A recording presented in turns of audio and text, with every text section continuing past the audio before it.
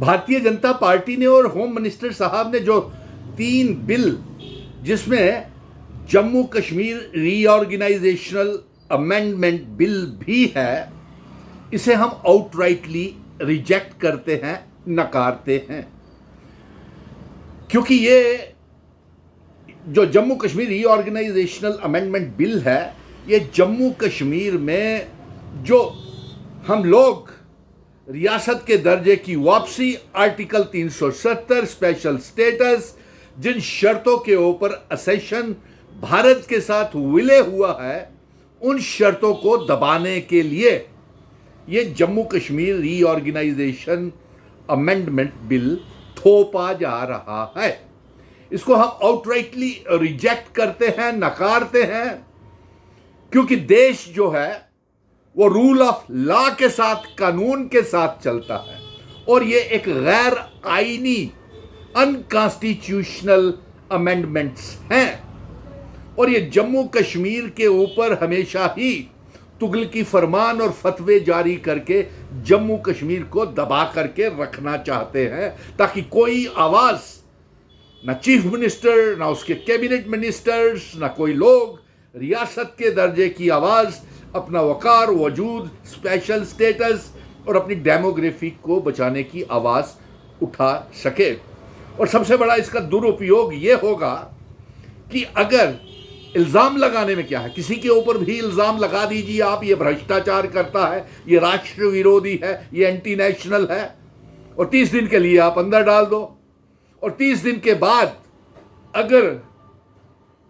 उसे छोड़ा नहीं जाए तो उसे रिजाइन अपनी पोस्ट से करना पड़ेगा। लेकिन ये राजनीति, पॉलिटिकल वेंडेटा के तहत ये डिक्टेटरशिप हो जाएगी, फंडामेंटल राइट्स इसमें हमारे चले जाएंगे, और इसका दुरुपयोग जो हो किया जाएगा, वो Bharatiya Janata party horse trading के लिए माहिर है, सरकारों को तोड़ने के लिए माहिर है, खरीद फरोख्त के लिए माहिर है। और जब जम्मू कश्मीर में भारतीय जनता पार्टी और नेशनल कॉन्फ्रेंस का गठबंधन नहीं हो सका, तो इन्होंने ये जम्मू कश्मीर रीऑर्गेनाइजेशनल अमेंडमेंट बिल ला करके रियासत के दर्जे की आवाज, आर्टिकल 370 स्पेशल स्टेटस और हमारी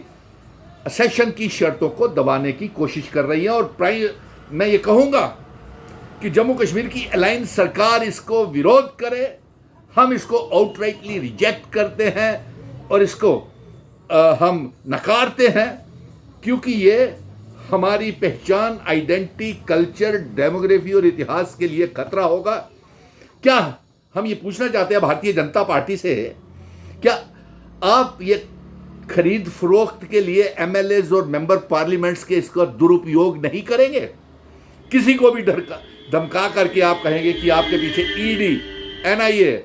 आईबी लगा देंगे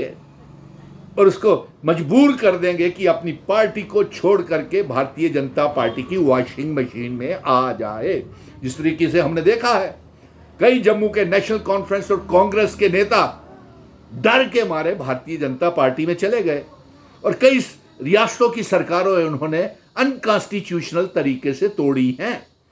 और यहाँ भी ये जो हमारी पॉलिटिकल पार्टीज हैं, ये उनकी एमएलएस को तोड़ करके, अभी आपने हाल ही में देखा 5 एमएलए का चुनी हुई सरकार की बजाय ये सारी ताकत एलजी को दे रहे हैं, और इससे और बढ़ावा एलजी की ताकत को मिलेगा। जो जम्मू कश्मीर में एक एलजी एडमिनिस्ट्रेशन फेलियर एडमिनिस्ट्रेशन साबित हुई है, और इस तरीके से ये अपनी नंबर गेम और डरा धमका के, मनी मसल पावर के साथ और धमकी दे करके, और आप बताइए कि अदालतें किस लिए हैं, कोर्ट्स किस लिए हैं, और फिर ये रिमांड के ऊपर रिमांड लेते चले जाएंगे उनसे। पुलिस वालों की ताकत हो जाएगी, गलत इस्तेमाल होगा अपनी ताकतों का, सारी पार्टीज को तोड़ने की कोशिश की जाएगी, डिक्टेटरशिप, दंडाक्रेसी हो जाएगी, यहाँ पे राजनीति के अंदर और सियासत और गलत इस्तेमाल होगा सियासत का। ये इसको इसलिए हम आउटराइटली रिजेक्ट करते हैं और ये मांग करते हैं कि तमाम पॉलिटिकल पार्टीज, हमारे जितने भी मेंबर पार्लियामेंट हैं इंडिया ब्लॉक के, एनडीए ब्लॉक के, जम्मू कश्मीर के मेंबर पार्लियामेंट जो हैं, इसका विरोध करें, क्योंकि हम आर्टिकल 370 स्पेशल स्टेटस, रियासत के दर्जे की मांग कर रहे थे। और आज आपने देख लिया कि जम्मू के डोगरा 28 एमएलए और 2 मेंबर पार्लियामेंट रियासत के दर्जे की मांग करते ही नहीं है। वो तो कहते हैं यूनियन टेरिटरी ही हमें चाहिए, ताकि जम्मू कश्मीर के लोग दबा करके यरगमाल बना करके रखा जाए। इसलिए ये सबसे बड़ा खतरनाक है जम्मू कश्मीर रीऑर्गेनाइजेशनल अमेंडमेंट बिल। आगे ही आपने 5 अगस्त 2019 को